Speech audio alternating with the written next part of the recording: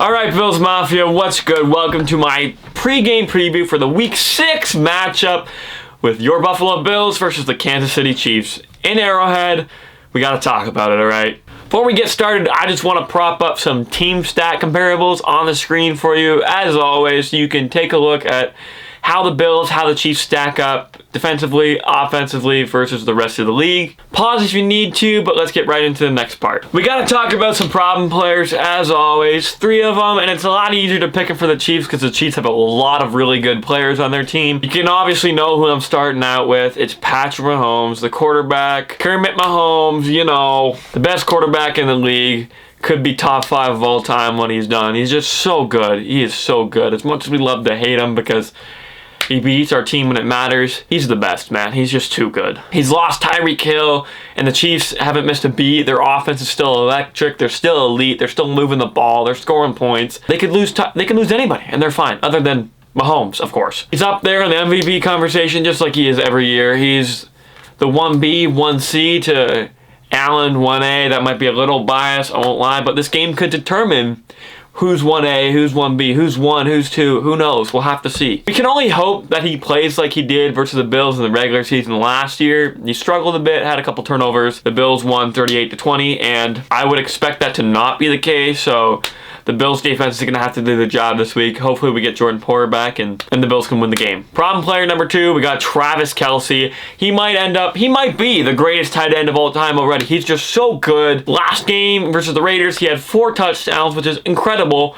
He only had 25 yards. Red zone threat. He's a threat no matter where you put him, no matter where you line him up, on the field, in the slot, out wide. He can do damage. He's going to torch you. He's the best, all right? There's no arguing it. He's going to garner a lot of double teams and the attention of a cornerback, which could open up a lot for the Chiefs offense. You have to do your best to contain him this week because he's their number 1 threat outside of Mahomes. Although I don't think the Chiefs wide receivers are much of a threat.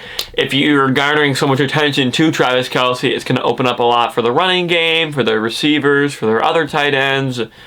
You gotta be careful. You gotta have the right game plan to shut him down. Problem player number 3, I got Chris Jones, the defensive tackle. He's one of the best defensive tackles in the league. We know that already. But with the Bills' weakness, I believe being the interior offensive line, whether it's running or pass protection, Chris Jones has eaten them alive before. Interior defensive linemen usually do that with this team. I will say this year, though, they've done a really good job with containing guys like Aaron Donald, even Cameron Hayward. So who really knows what is going to happen in this game with him? But hopefully that trend continues of where they're containing those interior guys very well. Allen gets the ball out quickly, wheeling and dealing, score some touchdowns and dink and dunks on him. I do think Chris Jones draws a lot of double teams as well, so that could open up things for guys like, I don't even know what other pass rushers they got, but I'm sure they got some guys who can get to the quarterback. You're rushing 4, you're rushing 5 against that offensive line, and Chris Jones is drawing double teams. It's going to open up a free rusher or allow guys to have easier matchups to get to the quarterback. All right, now let's talk some pushovers. All right, so now we got to talk some pushovers. Number 1 pushover, I got the Chiefs wide receivers. I don't believe they have that number 1 guy. I don't think Juju's a number 1. I think he's a borderline number 2, high-end number 2.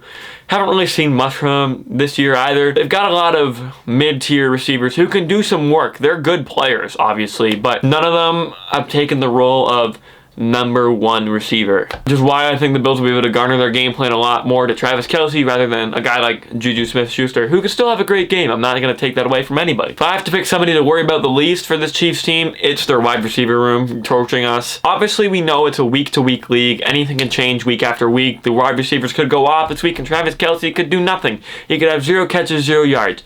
Nobody knows. So if I had to bet money on it, and I'm not a gambling man, I would bet on the Chiefs wide receivers not being much of a threat in this game. Pushover number 2, Chiefs defense. Compared to the Bills defense and the rest of the league, it's pretty middle of the pack. It's pretty average. They always seem to have Allen's number just a slight bit, but Allen has usually pulled through and put up enough points. Hopefully Bills can take advantage of that secondary that I don't think is very strong. And if Dawson Knox does play in this game, I would expect to see a lot of him in this game. And I'm going to be honest, I don't really have a third pushover, so now we're going to go into offensive and defensive expectations. Offensively, I expect the Bills to once again abandon the running game because it just doesn't work for them. It seems like they don't even care anymore. They're pretty middle of the pack for rushing yards per game. Not too bad. They can still run the ball, but they just don't. They just don't care. One thing I noticed at the game last week, they run the ball out of shotgun a lot. Like, I would like to see them run it under center more, because I feel that's where you have a lot more success when you're turning around to hand the ball off. You can hide it.